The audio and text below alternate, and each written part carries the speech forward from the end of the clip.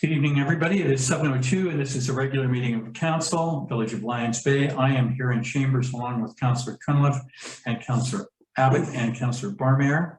Councillor Bain is virtual.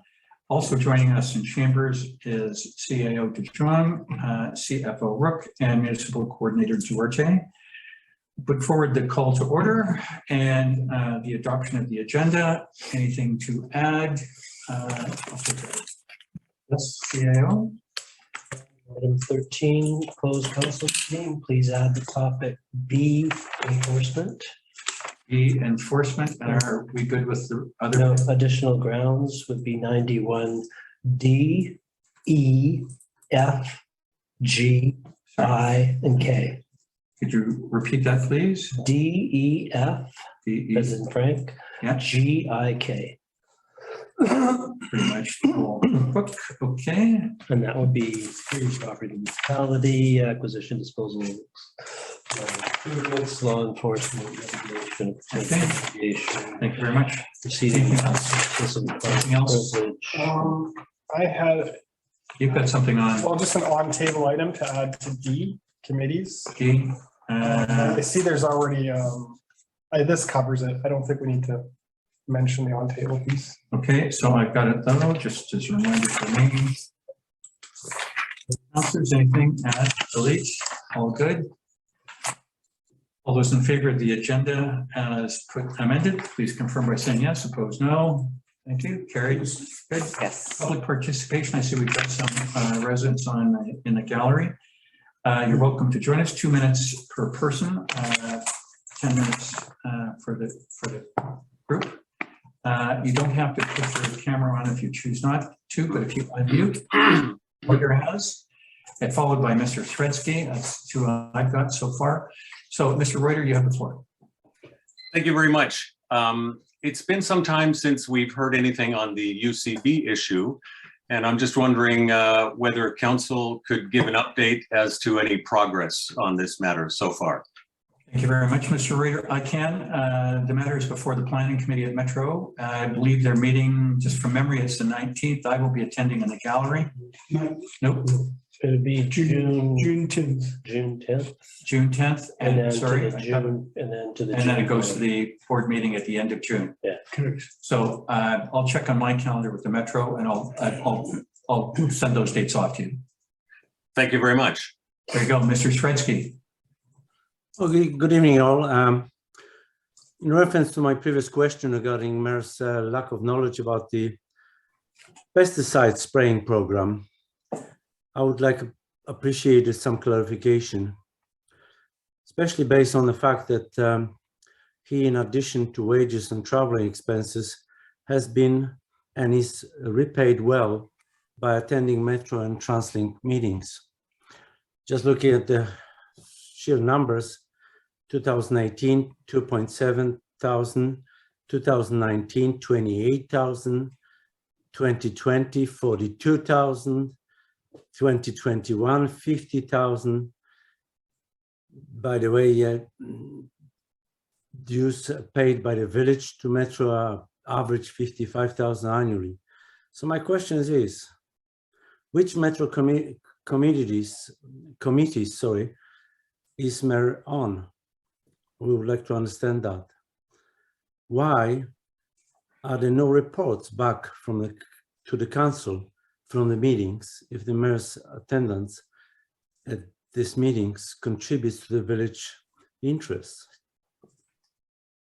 Thank you. Thank you very much. Is there another speaker?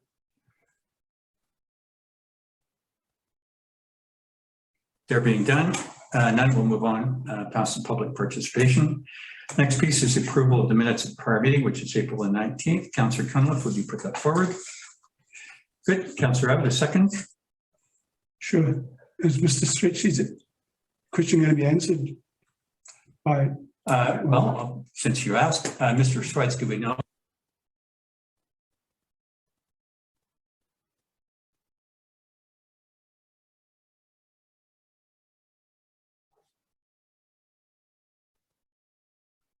We lost the sound and the vision.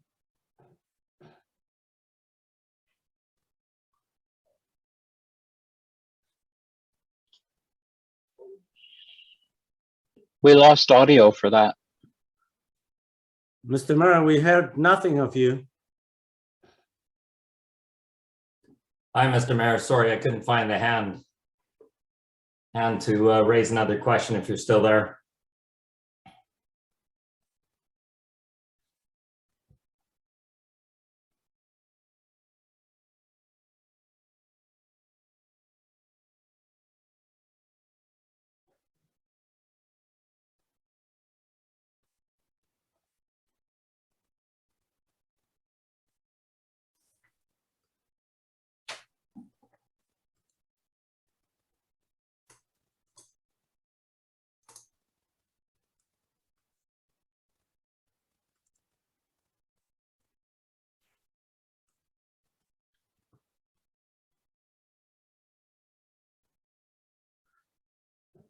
Perhaps he quit.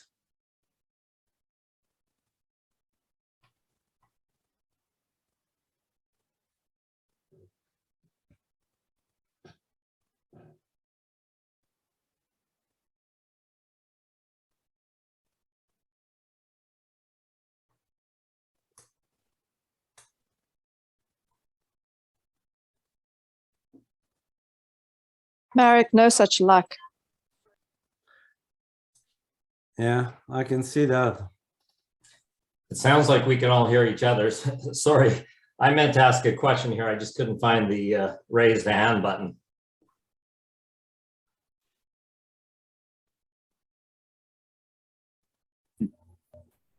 Yeah, sounds like their Chambers microphone has gone dead. So is the camera. Yeah.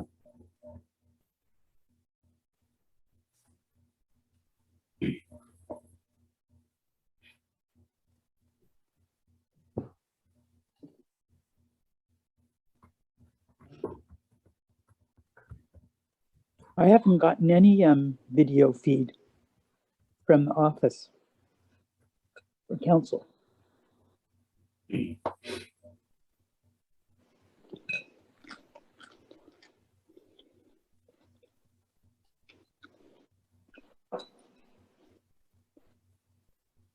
had another question. Ron had reached out to me the day after the last meeting and mentioned that the hiring freeze couldn't be done because that would create a big union issue and problem. And so my question was going to be that the new hiring or the expansion of the staff, as I understand it, is an exempt position and a non-union position, so that I think we had Neville suggest or agree that maybe a hiring freeze was in order. And that was going to be my question, was could we revisit that hiring freeze to try to keep these costs from escalating any further? Well, at this point, we are going ballistic with costs in Lions Bay. Ballistic, it's generally said.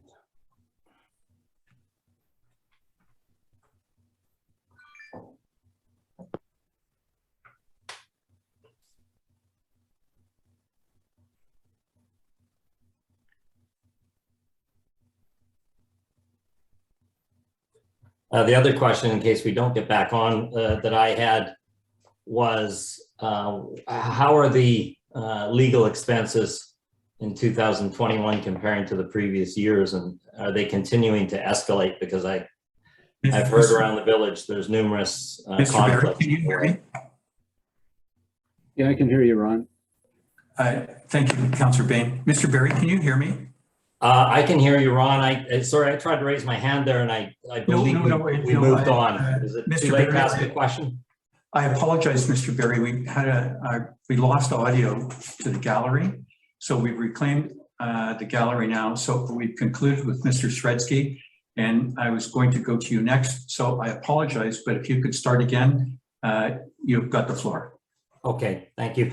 I know at the last meeting, we had talked about a hiring freeze, and you reached out to me, Ron, the day after the last council meeting, and you expressed to me that there was a real issue with the union and we'd have a big problem if we were to implement any of these freezes. And I had some discussions with some other villagers, and my understanding is that the management positions are exempt positions and non-union. So, and I believe that Neville was on side with a hiring freeze. So my question was going to be, could we have a little bit more discussion with the other council members and the mayor on the viability of this hiring freeze and perhaps trying to reduce and contain these escalating costs?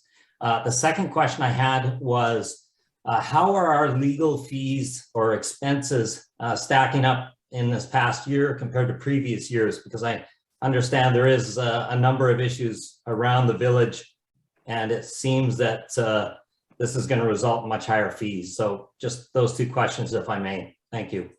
Thank you very much. And thank you very much for getting back to me, Mr. Berry. As I mentioned when I last spoke with you, I put something in the post to you and doing it kind of old school. It should be in your box, and it talks specifically about this position and also our financial situation. So my recommendation is, if you have a chance to look forward to that, the CFO and I'd be happy to meet with you and go over any variety of items that you've got. Relative to a second on your question on the hiring freeze, I believe council voted when they did the tax increases, what their positions were. I don't believe they were contemplating any freezing of positions, but I'll spend a minute doing that. I think Councillor Abbott's position, if you don't have to respond, councillors, if you don't wish to. And I'm trying not to put you on the spot. With respect to a hiring freeze, I don't believe anyone had contemplated that. If I had the opportunity to respond, I would like to have a bit more time to kind of drill down and have a bit more education. Councillor Barmayer? Yeah, I mean, I would see that as a motion to be brought forward by someone on council, and then we would have a discussion about it, have some time to prepare. Thank you very much. Councillor Bain? I see it as a replacement of people who are leaving us rather than adding to staff. So whether we want to maintain the status quo or we want to decrease is where the argument would be going. And I agree, it would take a greater discussion rather than doing something just before we finalize the budget. Thank you very much. Councillor Abbott, I think your view is known on this. So, Mr. Berry, I put something to you, and it should be in your mailbox if it isn't there today. Take a chance to have a look at it. I'd be welcome to meet with you along with the CFO, and we can cover any variety of items. So in the short comments on the legal fees, I know I did see the financial statements, but it didn't drill down into those. Is there any more detail that you might be able to share with the villagers? I'll refer to staff on that. We could bring back an analysis to the next meeting. I mean, offhand, I'd have to look into it. Let's say we're coming up to the next quarter pretty quickly. I think January, February, March. So we're in April. So your next quarterly statement should be coming along. Okay. So the next quarterly statement should be available very shortly, Mr. Berry, and then we'll have a good comparative for you.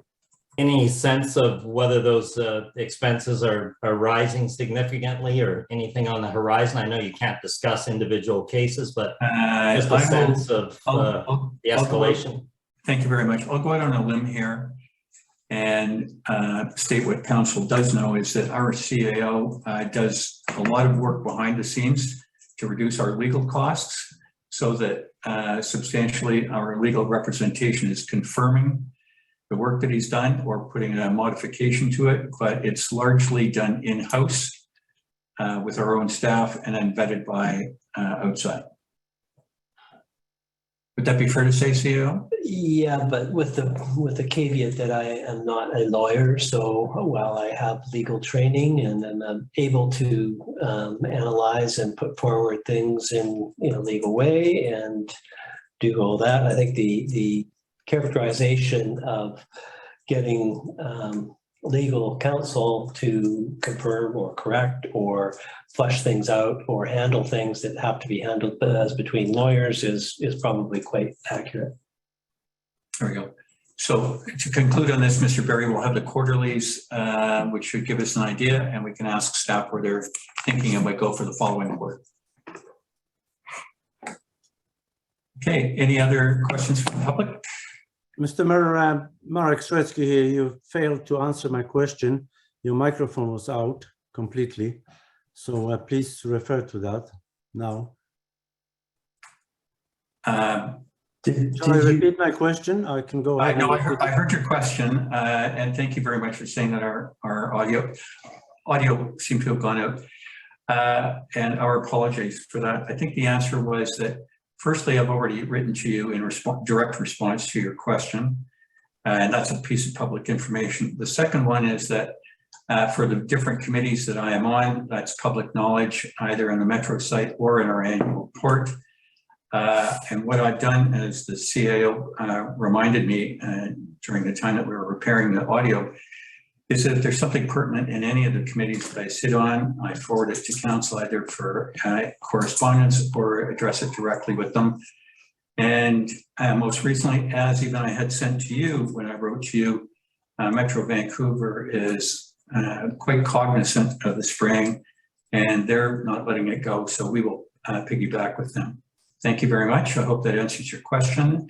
And we've got time for one more if anybody wants to come forward. There being none, thank you to the public for participating. We'll move on to item number 4, which is approval of the minutes of the prior meetings. And that would be April the 19th. Councillor Cunliffe, would you put that forward as a motion to approve them as circulated? Yes. Thank you. Councillor Barmier, will you second? Yeah. Any changes, amendments, deletions by anybody? I have one, and it is on page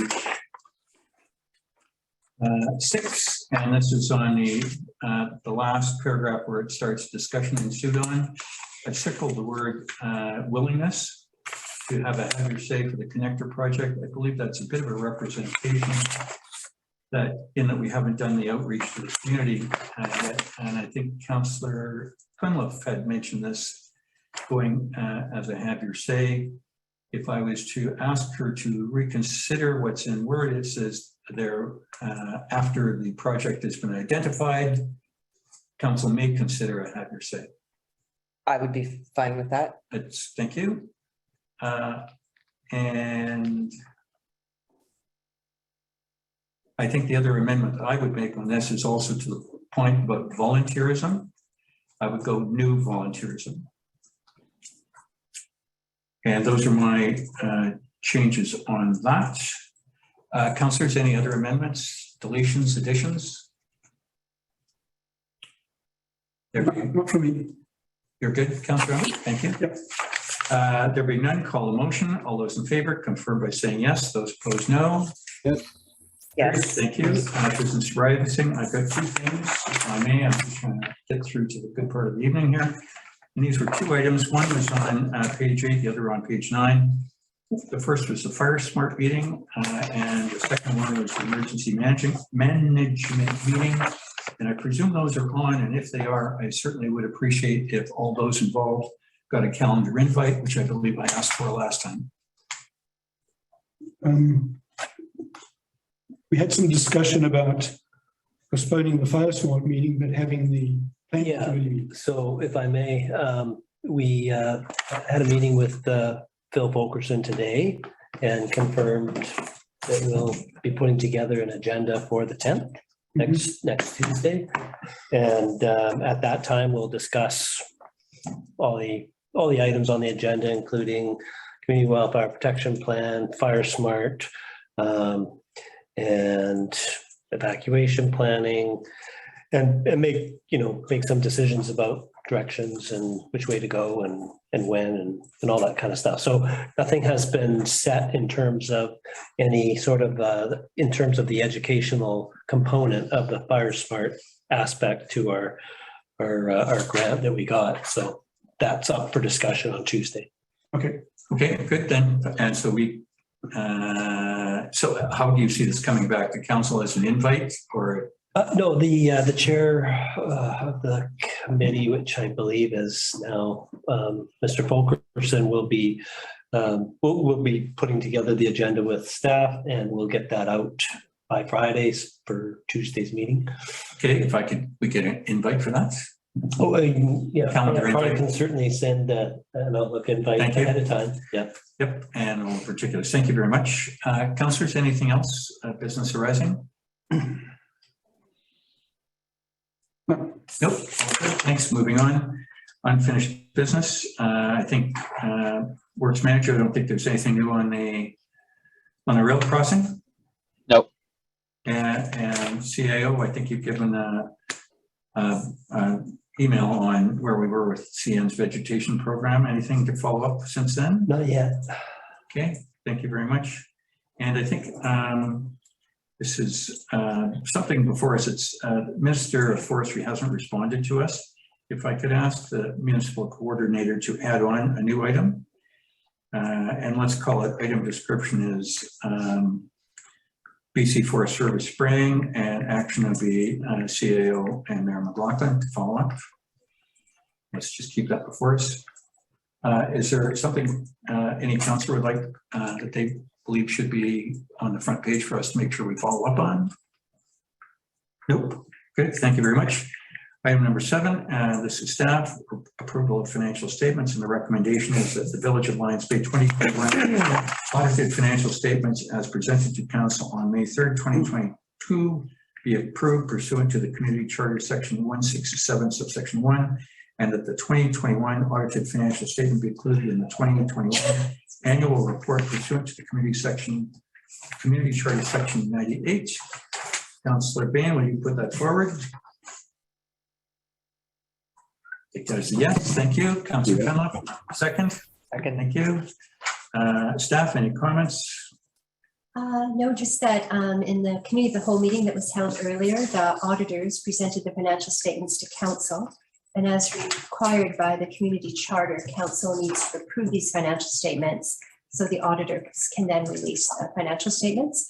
And we have to submit them to the Ministry of Municipal Affairs by May 15th. So this is just the final process following out of the committee of the whole that council will see the financial statements. Thank you very much. CFO, councillors, any questions for the CFO or staff on this matter? I see none. Call the motion. All those in favor, please confirm by saying yes. Opposed, no. Yes. Good, carried. Thank you. And next up, Public Works Manager. If you could give us either yourself or in unison with the CAO, verbal update on our, let's call it, certainly the 2 projects that we're working on. I don't know if the connector is or not, and also where we are with the project manager. Thank you very much. So the CAO and I have met with the project managers. We've provided them with all our documentation on all 3 projects, which they've reviewed. They've met with the architect for the CLAT in the beach park in order to understand the scope of work required to get to the tender phase. They also have the information on the connector project and understand that we're to prepare materials for the public to review. And they're also pulling together the overall project management estimate that was requested by council. Thank you very much. Councillors, any question for the works manager? Yeah, so nice. They've actually started working then? They've reviewed. First. They've spent time reviewing the project documentation for all 3 projects, including the architectural drawings for the CLAT building. So they have a full understanding of where we're at with those 3 projects. They've also met with the architect in order to understand what's still required and obtain estimates for what that cost is. So they'll be able to pull together a total and accurate project management budget for us. And so timing is what? Yeah, so just to be clear, I just don't understand. So we haven't seen the budget yet to approve it, but I guess they're doing this as these proposal hours, or are we getting this work for free, or are we already paying for it? No, we have to pay for them to do this work. I mean, they're spending time reviewing drawings and getting an understanding of what we've got finished and what we have left to do. And then they're getting estimates on what we have left to do. And they'll pull that together as an overall project budget and project management cost. They need to do that in order to come up with a budget as to how much time it's going to take to manage what has to be done. Understanding what has to be done is step one to I be know, able. I know how it works. Yeah. Do it for a living. Okay, so let's just, I also do it for free though, until I get a contract. okay, we found out that there is no free Who proposal. works for free? Okay, so Works Manager, what's your anticipated time to get this to the point where you can come back to council in thinking of a budget here? I'm honestly not really sure. Yeah, sorry, I wouldn't want to venture a guess. I only mention that it's 2 weeks to our next council meeting and then 3 weeks to the one after that. And I don't know how these things go. But I suppose if the number is attractive, we could do a special meeting, or I guess where I'm going with this is 5 weeks. It would seem like a long time if we're not addressing it next meeting. Yeah. Yeah. I echo that concern. I mean, for what they gave us just before, we know it's reasonable rates. We are happy with that part of it, but we need to get the budget established before they, just keep going. Absolutely, that's their primary task, and that's what they're doing. They're working towards getting that budget put together. I can't say where they're at in that process. I will discuss with them further and get a date and get back to you. Thank you very much. Councillors, any other questions for the public Works Manager? All right, thank you very much, Mr. Jaffer. Next piece is me, and I've drawn this topic as development permit applications. And this is, I'd just like to take 5 minutes and engage with council. Just a quick recap. This has been for the prior council, somewhat very fittingly with this council. We had Dr. Jacob speak with us a little while ago. What resonated with me was his knowledge and his presentation, which was significant enough for me to garner that DPAs are not very common in most communities. And I know that within council's email folders, we could all roll out the Cordillion report and various reports from staff over many years doing pros, cons, and suggested avenues to pursue if we're going to go with development permit applications. I'll go out on a limb and say I'm interested in a DPA discussion amongst council. I think staff's work is already done. We can certainly refresh the council members with either the links or the reports. But my intention of bringing it up is to see whether there's a willingness for council to, in a very low key way, discuss this in open, whether we want to pursue it, drop it, what it might look like. And really, it's just, I think it's my sense is that this is something that council should be able to move on without any staff time because they've already done the work. That's my reason for bringing it up. I'd seek the views of my colleagues. Anybody would like to speak first, please do so. Sorry, can I just say something before you all speak to that? I found that when I originally sent out the materials to council and got some feedback back, I went through the materials before sending everything out and deciding what to pull and what was appropriate and relevant and would give you a good sense of what it's all about.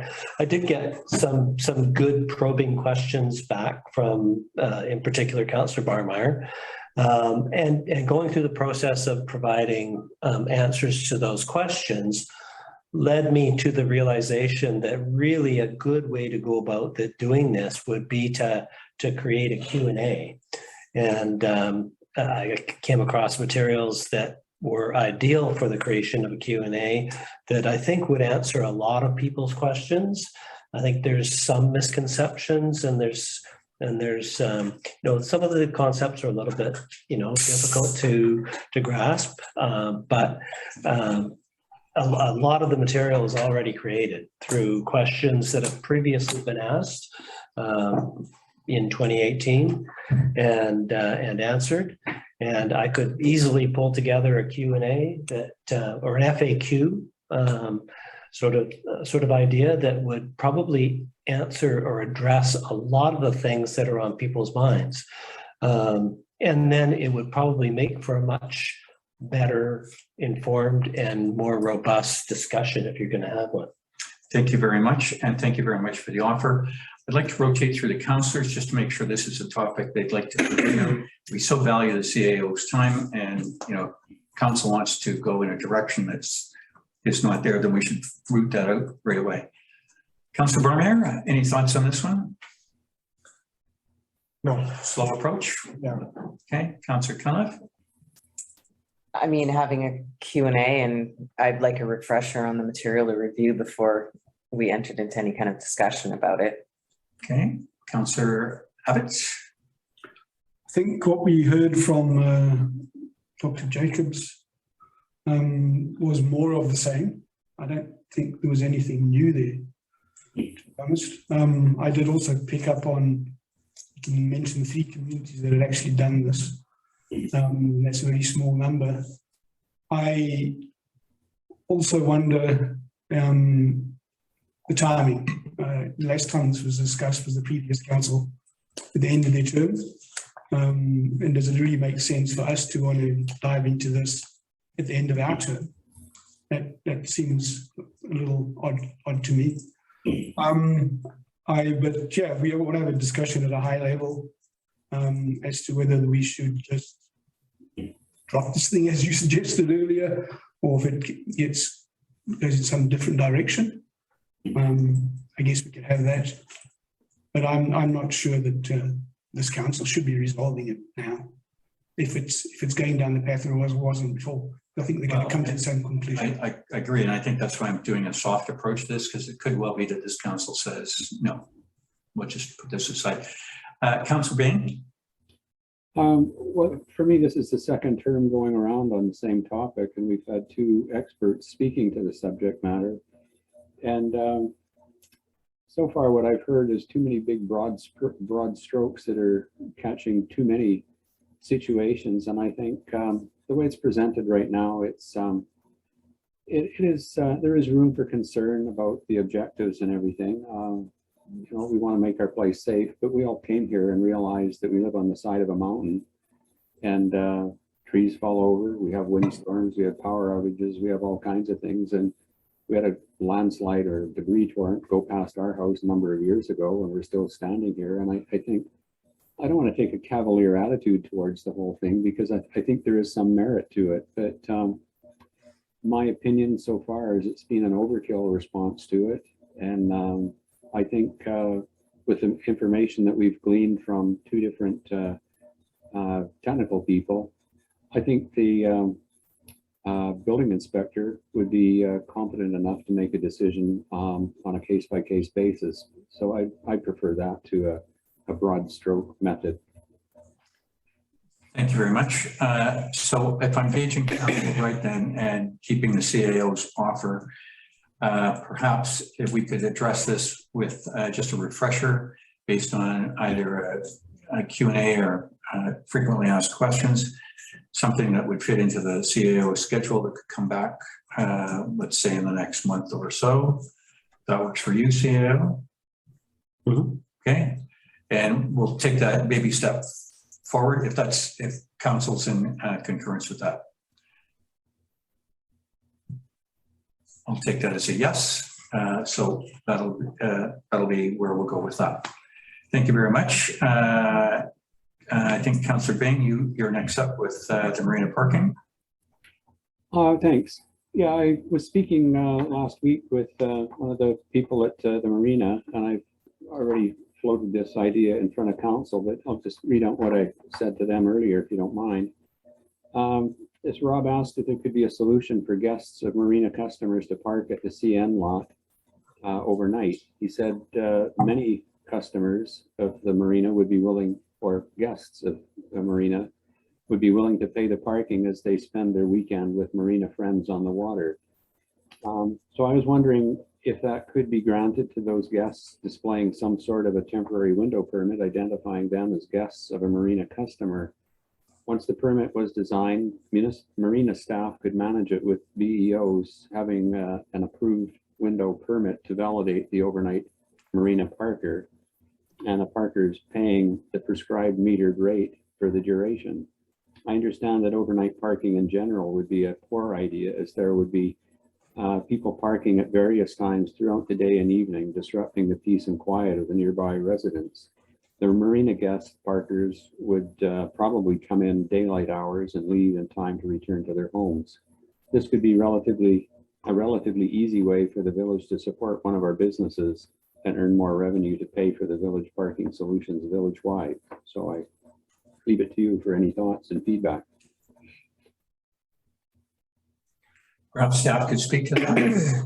Yeah, I mean, it runs counter to the strategic planning of the parking plan. The decision was made some time ago in metering that particular lot. We used to have a system whereby we jointly managed parking in that lot with the marina. The problem is that you end up with a lot that's full of marina customers and there's nowhere for the public to park. And then they're going to be trying to park on the street. And that was the problem that we were trying to solve by creating that lot as the place where the public visitors to Lions Bay could park, because otherwise there's nowhere for them to park. The idea being that, and that's the only parking lot that residents don't get to park in for free, because residents can park on the street. So that way that there's resident parking on the street, there's visitor parking in the parking lot. And if you fill it up for the weekend with people going out on boats, then you don't have that. And you've got the original problem that we sought to deal with, and which has been working fairly well. I think that the marina has to be able to accommodate their customers, and I'm not sure what other options might exist, but I'm just concerned that if we allow for multi-day parking for marina customers, then we're defeating the purpose and creating the headache that we originally had. Well, if I could clarify, we're not talking about the marina customers themselves. We're talking about guests of the marina who don't have parking passes for the marinas, and just for them to spend the weekend with their friends who are marina customers, because there's a bit of a holdup on this situation here. So it was just and I'm not advocating long-term stays or anything, because people get bad feet after a while when they're on a small boat. Maybe they don't want to spend too many nights with their friends. Thank you very much. I think this is from memory when I did the research on our early, seems like yesterday, but it was in the early days of the pandemic. But using the marina as the example, there's, I may be out of few, so bear with me on this one. There's 222 boats at the marina. The marina has a little under 120 spots. Of the boat owners, 1/3 are villagers. So if people bring guests, there really is no place for them. The numbers just aren't there on a busy particular weekend. I also cite the example of Sewell's Marina, which not dissimilar to our marina here, where there's no direct parking lot, because what used to be their parking lot is now condominiums, is that they've rented Glen Eagle School and put cars in the parking lot up there, or they send them off to the rental parking lot across from the school.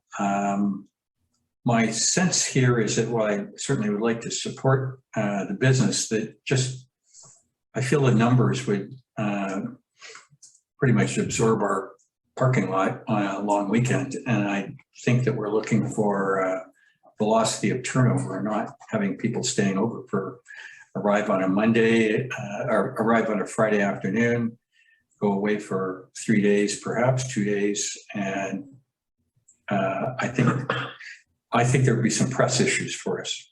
I'll let the other counselors speak on this. I appreciate this situation, but the only way I could see that working would be to have a very finite percentage of stalls available to the marina for that purpose, that they would have to pre-reserve the spaces. So if you know you're bringing guests and you'd like to have parking for them, and I would imagine in my head, 10 to 15% maximum designated for marina guests, because just that's exactly what's going to happen. The parking lot's going to get filled up with marina guests, and we will not have anywhere to accommodate guests to the village and to the beach. There's 35 spots there. So 25. 25 at the, Okay. So what's the maximum amount of time a person can purchase in the lot? You could purchase a full day. A full A full day cuts off at 8 hours, so you pay maximum, it's $4 an hour. You pay a maximum of $32 to park there for the day. Right, and there's no option to stay longer. No, we took that away. Okay. And having a high hourly rate was to encourage turnover, so people aren't, sort of taking over the park for the day and the parking lot for the day. so you'd be spending $96 for a 24-hour period times perhaps 2 or 3 days. That's like airport parking. I'm not sure how attractive that would even be to. 96, what? If it was a 24-hour period, it would be $96 for a day. If it's 8 hours at $4. Yeah, I mean, right now you could park there for 12 or 16 hours, but you're only going to pay for 8. That's the max we have in all our Jamie parking lots. suggesting if you turn it into pay by hour. Okay. Cottages to go there, Okay, it'll be out of pocket. I'm not sure how even attractive that would be to somebody to want to spend potentially $300 to park So for the option is people carpool. If transit, they're gonna be. plan ahead. Well, that was my question. What are they doing now? I think they're going parking in other parts of village streets, getting rides back down to the marina. I think they probably jammed the park and ride as we know it. So that's probably 6 spots, but maybe find 10 there. I think prior to our stance on tickets and bylaw enforcement, they were probably all over Isle and places that would be close to walking down. The opportunity for them, if they're going to do this, that's cost efficient, as Councillor Barmayer says, is either come by transit, carpool, or get to the school parking lot early. But beyond that, there's very few zones that they can go to. But I mean, Councillor Bain's question is specific to this lot. Yeah, I don't believe this lot can solve the problem for them, that's for sure. 100 voters. But I'm wondering what happens next. So if someone parks in one of our parkings, Peter, on the side of the road, they're only supposed to park for a day as well, right? That's actually changed to the maximum of 72-hour parking. So there is a solution. They could drive up to Mountain Drive and drive up to Bayview and take all the hiking spots around the school. Potentially. Which just moves the problem. Yeah. All right. I don't think Councillor Bain's suggestion is going to solve the problems, but.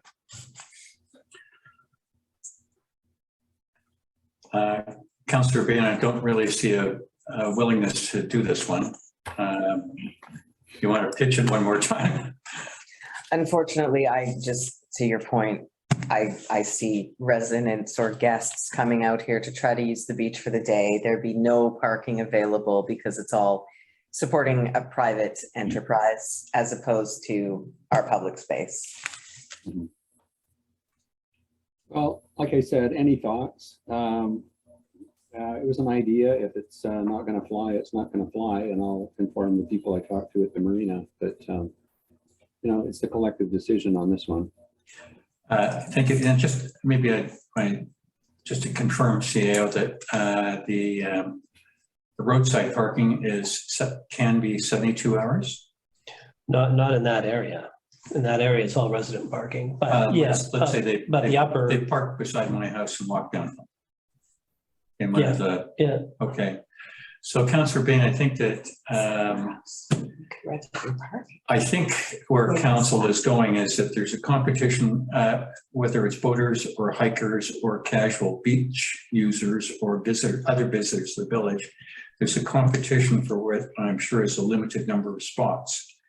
So I think relative to the boaters that they're part of that competition, and for them, if they want 72 hours, that they would go up above the highway and find one of the roadside metered ones, non-parking lot, and there's your 72 hours should they be lucky enough to get it. You can't park in the school lot overnight, correct? Not currently, but it's up for discussion. So we'll see. Okay. I shall pass that on. Okay, thank you. And again, did you hear the last part about the school lot, Councillor Bain? I did, yeah. Okay, thanks. Are you having that discussion with them? I have to get back to them. Okay, thank you very much. Thank you very much, Councillor Bain, for bringing that one up. Committees, Councillor Barmere, Climate Action Committee update on Clean BC and the grant application. Okay, so we're getting close to May 26th, which is the deadline, 25th, which is the deadline to submit the grant application. And we had to pull a number of things together in order to zero in on a scope. And I guess the basic concept here is that we try and get the haul off oil. That was the goal. And so we've gone away and we've dug up pricing for heat pumps, and we've dug up pricing for backup power to power those heat pumps. The Climate Action Committee was looking at solar as an option to offset some more greenhouse gases. They talked about bringing the fireplace up to code as a potential backup heat source and an example to the village that and residents that we put our money where our mouth is, and we also upgrade our fireplaces like we'd like everyone else to do. And we got pricing for windows. And I guess the long story short is it's very hard to replace oil. It's a very dense energy source, and the power upgrades required to make that happen are significant. So the hall currently has 400 amps, two 200 amp services. The addition of the heat pumps calls for an additional 300 amps. So now we're looking at a total service to the hall of 700 amps. That's a pretty big ask from BC Hydro. And we've been having some difficulty getting them to nail down what that looks like, whether it's a transformer, maybe it's a 3-phase service with a step-down transformer, maybe it's an additional third metered service to the hall, which is unlikely. So that's a big unknown for us, and it's somewhere in the area of $25,000 to $50,000 just for the power upgrade to the hall. The second piece would be the backup power, because we can't have the hall without power on a cold day. So when you look at all these things, it's generally in the worst case scenario, you'll have a power outage. So when it's miserably cold, and so your heat pumps will draw the most power, including supplemental heaters on the inside for a cold day. So we're looking at a backup power of about $45,000. So all said and done, the power upgrade alone, just to service those heat pumps, is about $100,000. So we looked at this back and forth, and we ended up with a total budget of somewhere in the area of $170,000 to $250,000 for the hall upgrade, just to get the hall off oil. Our budget at the moment for 2023 is $120,000. We looked at this and we thought, well, if we shave the windows out, because they're not going to give us a big return, if we shave the solar out, we're getting closer to that $120,000 mark, $20,000 mark. So basically looking for a bit of feedback from council on their appetite to keep going. and what we could do in regard to this application. So I think Pam had a few concerns, and I wanted to. Well, just in terms of the grant, it does have a due date. We're running out of time. I don't think we could get a Class A estimate, so we'd probably have to add a 40 to 50% contingency to these numbers. And my biggest concern is with grants, especially the ISIP grants, once you put that grant application in, you're committed to that. So if they say yes, then you have to do what's in the grant. Rarely you can get a scope change. It has to be for a pretty major reason. And that's why in our grant resolutions, council has to agree to the project, agree to our share of the costs, but also agree to cover any cost overruns. And they're not making a decision on this grant until summer 2023. So just the inflationary impacts on these numbers. We've already started measuring some of the GHGs. So a recommendation could be, we know from the federal budget, there's going to be a lot of climate grants coming our way. This is actually the last intake of this ISIP grant. They're going to be doing grants in different ways.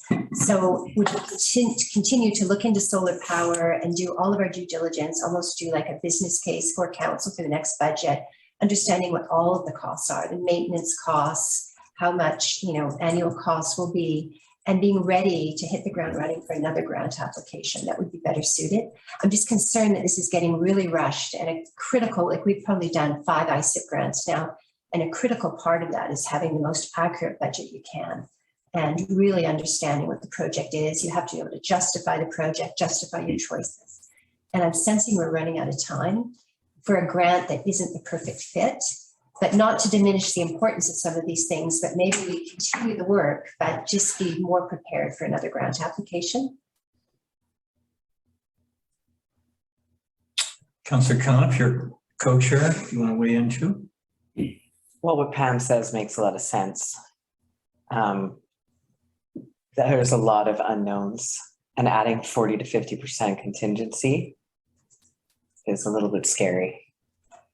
So it would be 40 to 50 plus, let's call it an inflation allowance. Let's call it 10 to be high. So 50 over estimate plus overruns. I think continuing the work, like it does feel rushed for May 26th. That's 23 days away. And if we're committed, if we get this, that's a little bit scary too.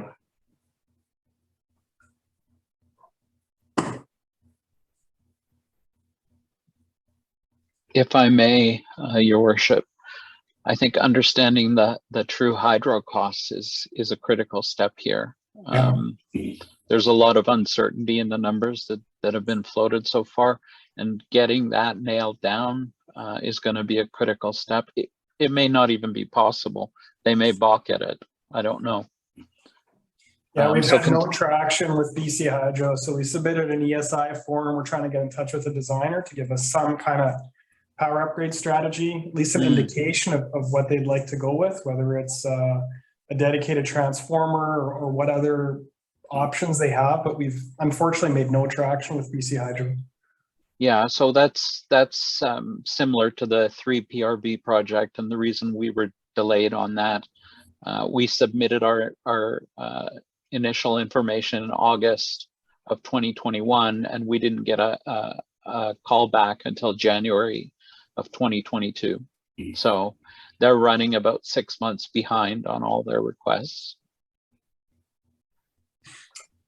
So, I mean, the one of the in the interim, while we continue to work on this or continue to scope this out to understand what coming off fossil fuels looks like, is R100 on the table for that furnace? I mean, it can burn pretty much anything. I mean, it can burn garbage. I'm pretty sure it can burn R100.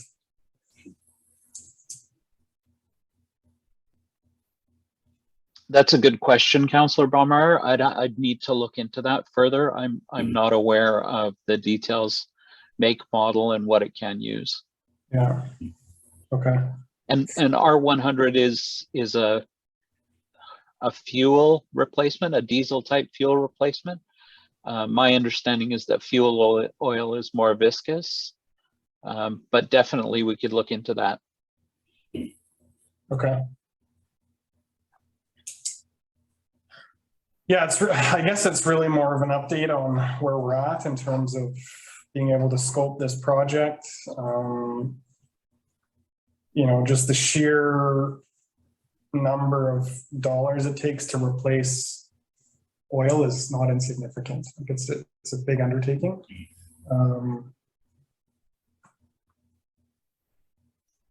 And so, I guess I need some direction from council on where to go with this in town in particular. Right. I'm not sure, Councillor Abbott, if you have any comments. Yeah, well, I think I just said the hydro upgrade cost is, if we can't get better on that, then obviously that's probably a non-starter because there's so much risk. Well, what happened if you got the grant and hydro said no? Well, then what would you do then, right? You'd be really hurt. So yeah, I think definitely need to take a step back, take some more time, think about this. We are talking about the hall only, right, and not the office area. I never quite got that clear. The office area is currently serviced by a heat pump on its own and a generator. That generator powers that heat pump as well as the blower in the oil furnace. Because the oil furnace doesn't actually call for a lot of power. It just needs enough to move the air. And the infrastructure in the hall is actually 2 hot oil furnaces, one for this area up here and one for the hall, the main hall. So there's 2 burners, 2 separate units. So we in a sense have 3 heating systems in this facility, 1 for the office, 2 for this part. Okay. Yeah, maybe it's the double that. I'm going to ask you why it takes 300 amps. Yeah, because there's 2 burners, two furnaces that we have to replace. It's a lot of infrastructure. Mm-hmm. Yeah. Councillor Bain, would you like to weigh in? Yeah, it sounds like we're getting quite a balanced perspective on it now that the details are coming in, and it just seems to me that if we have to make a rush decision, it'll not be the best. And I take the CFO's cautions very seriously that the money could. We haven't got a firm grip on the dollars yet. It looks like a bit of a mountain to get over right now, and it'll probably take well, if I can use the mayor's expression, a little more noodling on this one.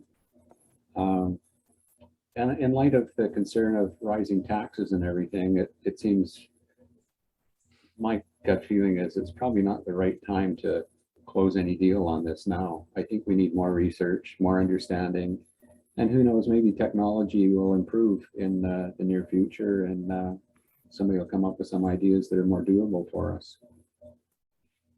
Thank you very much, Councillor Bain.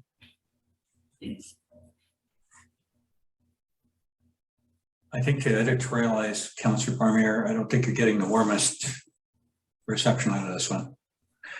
Well, I'm just trying to present the facts, right? Yeah. The numbers, and we just have to make a measured decision on this. And, I think a reasonable compromise in the interim is to look at R100 as a zero carbon alternative to heat the hall until we have this dialed in, and that shows an immediate reduction.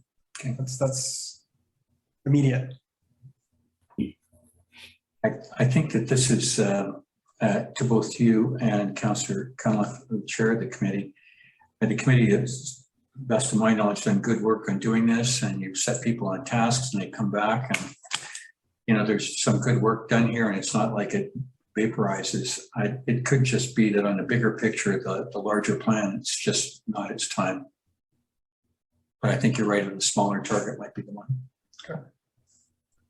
Councillors, does that resonate with everybody? I don't want to speak on behalf of everyone, but I think Norm got the answer he was fully expecting. Well, would that be fair?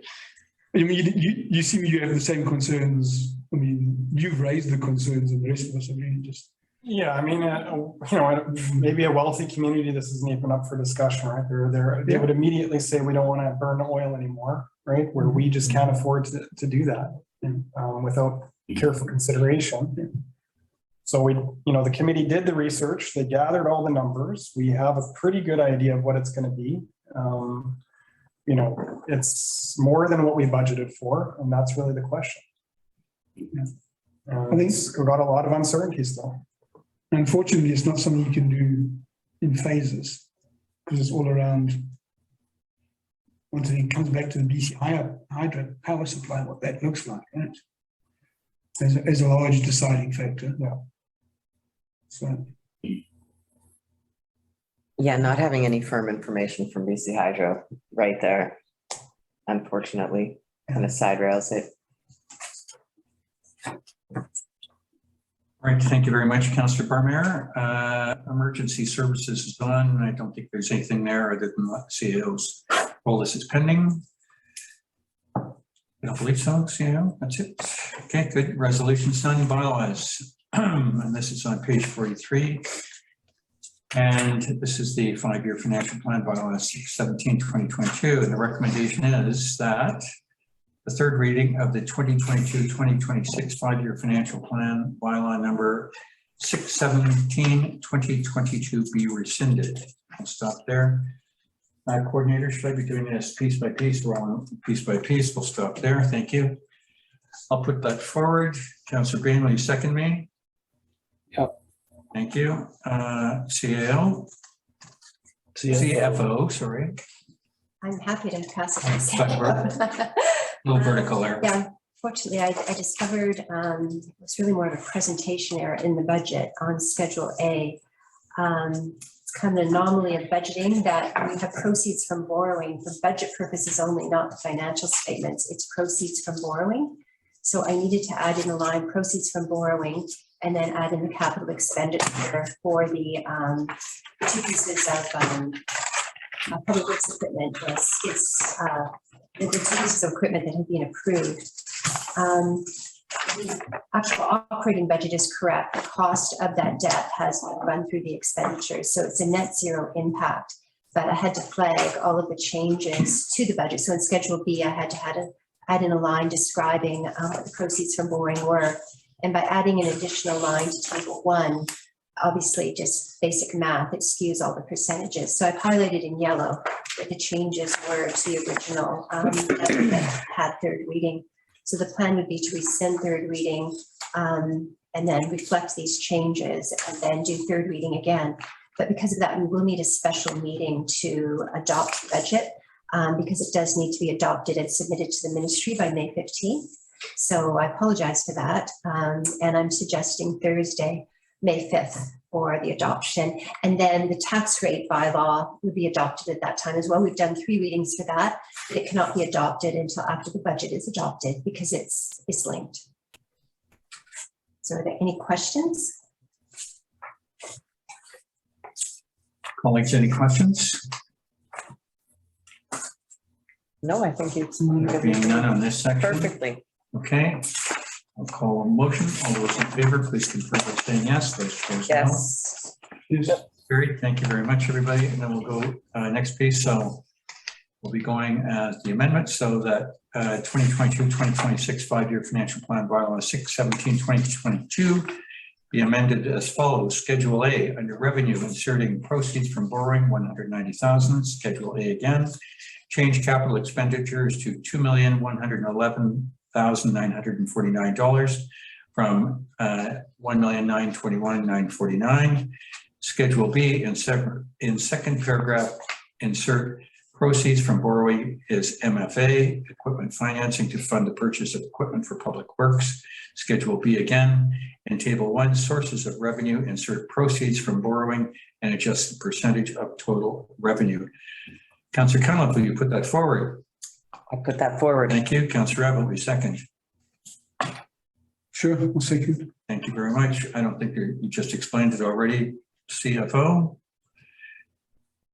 Another chance for questions?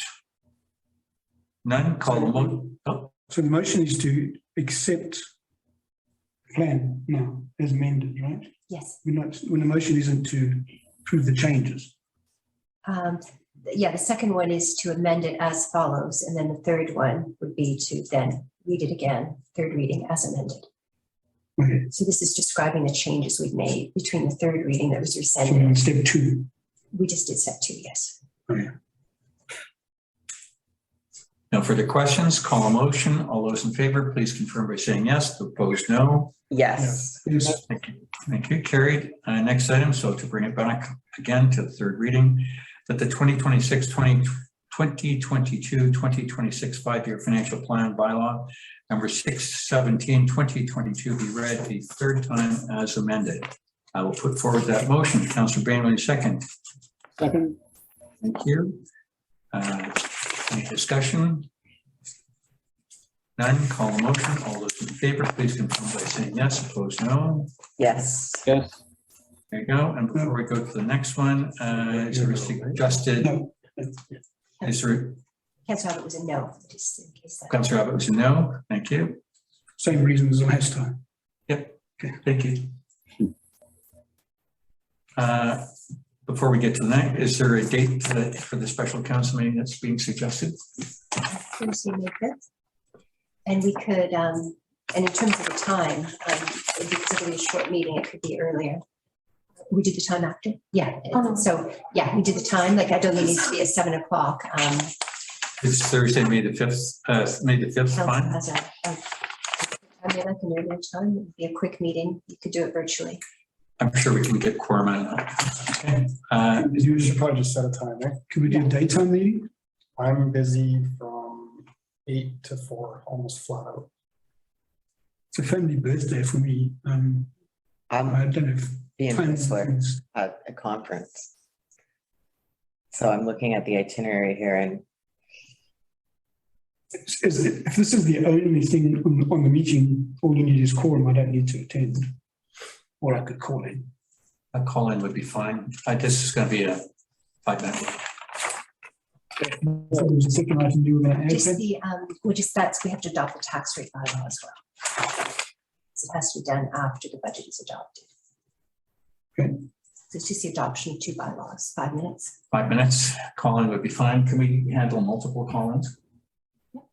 at like maybe 4:15 or 4:30. That would work. I could do that. 4:30 work for you? Sure. Okay, 4:30.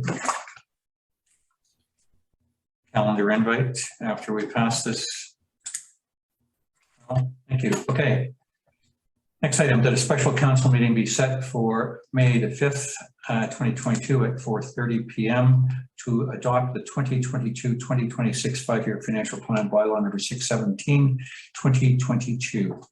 I'll put forward that motion. Councillor Abbott, will you second?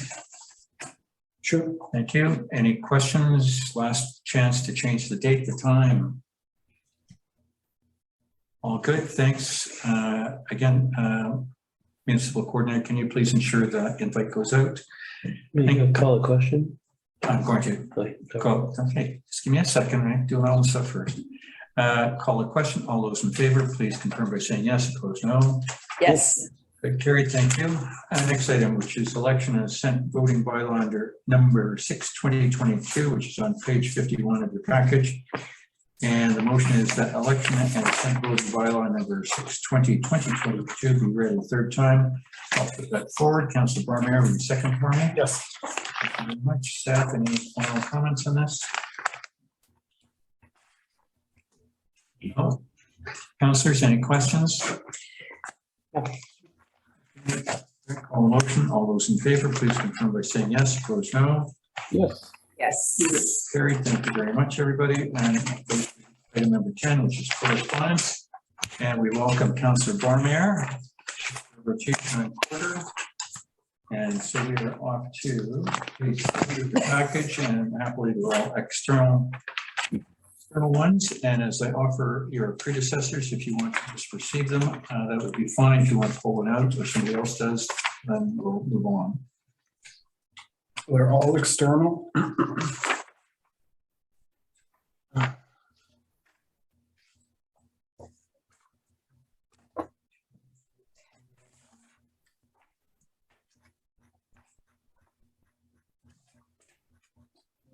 First one from Minister of Citizen Services we can receive.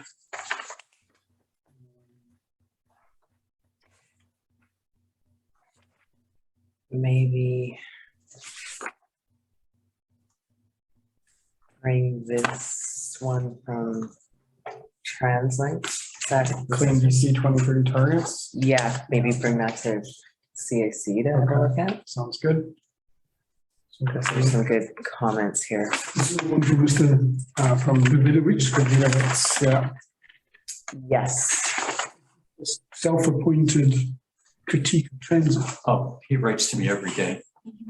But this one is more about climate action stuff. So maybe a good place to discuss it. To the climate action. It's also got a bunch of stuff.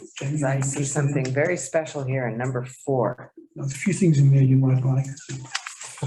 No mention of bus service from Horseshoe Bay to Squamish. Item number, I guess it's G3, Alan McCurdy. Received. MP Wheeler survey on housing. I mean, this has been around for a while. Well, this is a little different. He's asking, I'm not sure if he's asking us as a council or as a municipality to do it, the consensus opinion, or if he's asking all of us to go take this survey. Yeah, it sounds like I would be very grateful if you could fill out this brief 4-question survey. I think that's an easy enough ask. So the survey kind of focuses on rural communities. Which we now do identify as rural, don't we? Yeah. Easy enough for council to do. Everybody can Click on the link, fill out the survey, be a good citizen. Everybody's got the link. We've got your Okay, direction. received. And the last one has already been written to. The last one is campaign. Okay. Responded. Thank you very much, Councillor Barmera. Skated through that one. Good. Thank you very much, which brings us to the end of the that's part of the session. And we are now to the next item, which is new business. And there is none, which brings us back to public questions and comments. And we still have members in the gallery. So if a gallery member would like to come forward for 2 minutes, please do so now. Again, you can turn your camera on or leave it off. If you can unmute, put your hand up in case for flares, that'd be fine. But it's totally been out of her plan that she was going to get sick or anything. And she was just going to hit the ground running, as she says, and just do what she Dina's phones. I think that was the sound over. Okay, gallery, please come forward. If you'd like. I'm pretty sure that was Daisy. Everybody coming forward. Okay, thank you very much for being with us this evening. And so we'll conclude that section and we will be going into the closed council meeting in just a minute. And the purposes for the topics for discussion in the absence of the public will be land and enforcement. And the meeting will be closed to the public on the basis of matters to be considered under the following sections of the community charter, and where required, council does consider that matters could reasonably be expected to harm the interests of the municipality to be held in public. And those sections are section 91, J, N, section 91, subsections D, E, F, G, I, and K. And again, confirming with council, if that's satisfactory to council, I'll put forward that motion. Please confirm by saying yes. Thank you. Carried. And we'll say goodnight to the gallery, and councillors stay on the line, please. Good evening, everybody. It is 9:19. Council has just come out of the in-camera session. We've got 2 items to report. And the first is that council is being updated on staffing matters. And the second is that 2 developers have written to council. Council has asked CAO DeJong to respond to them and invite them to come forward as delegations. There is nothing else to report. I'll put forward a motion to adjourn. Can I have a seconder, Councillor Cunliffe? Thank you. All in favor, please confirm yes. Yes. Carried. Thank you and good night, everybody. Good night, everyone.